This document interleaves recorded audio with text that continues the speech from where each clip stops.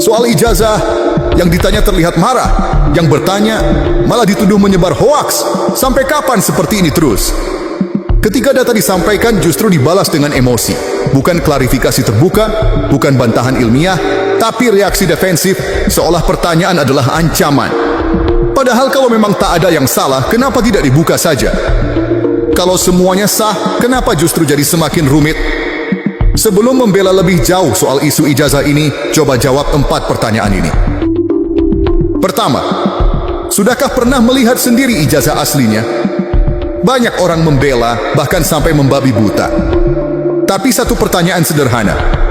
Apakah mereka yang membela itu benar-benar pernah melihat ijazah aslinya secara langsung? Bukan salinan digital, bukan unggahan media sosial, dan bukan klaim sepihak dari pihak tertentu.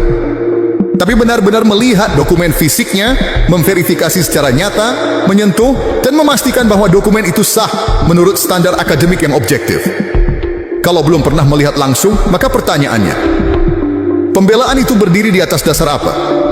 Yang lebih menarik, justru mayoritas para pembela sebenarnya berada dalam posisi yang sama dengan mereka yang bertanya.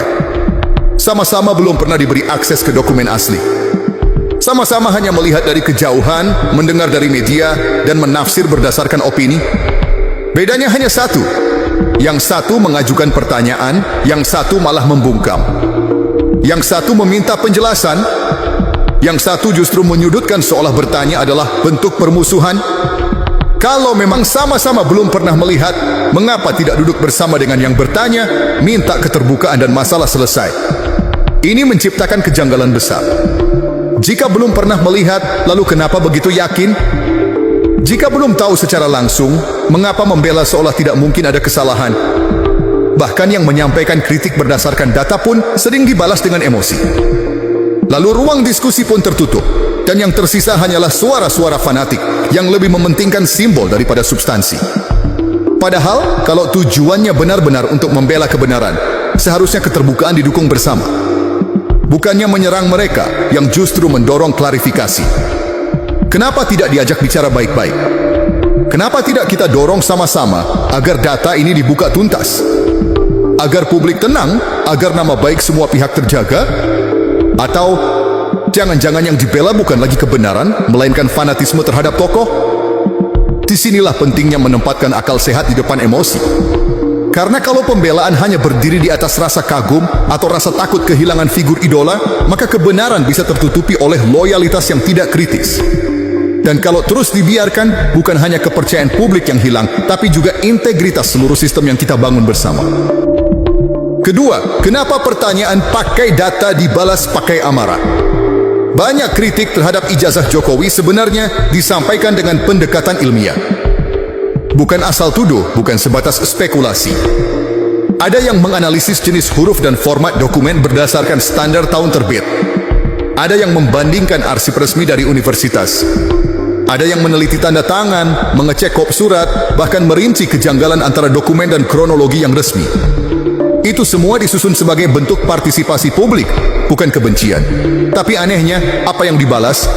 Bukan data tandingan, bukan klarifikasi ilmiah yang menyejukkan. Yang muncul justru emosi. Yang bertanya diberi label. Yang mengkritik disebut pembenci.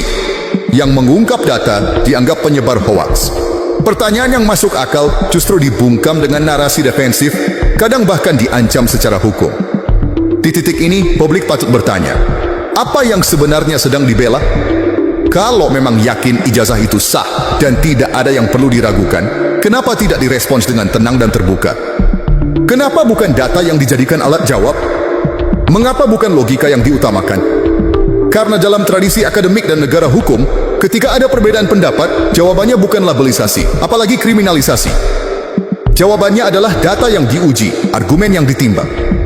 Tapi kalau pertanyaan dibalas dengan kemarahan, publik justru semakin ragu. Apa yang sedang disembunyikan?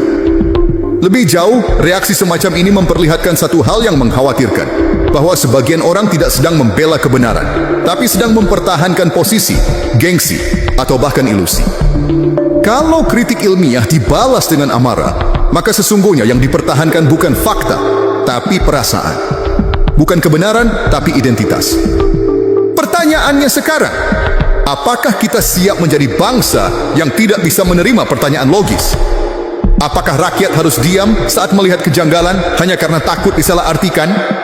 Atau justru kita harus berani mengembalikan nalar ke tempatnya sebagai fondasi berpikir di tengah arus emosi?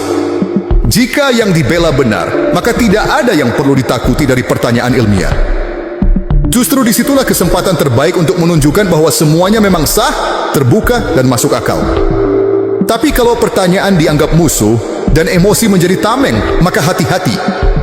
Yang sedang dijaga bukan lagi kejujuran, tapi kenyamanan palsu yang sewaktu-waktu bisa runtuh.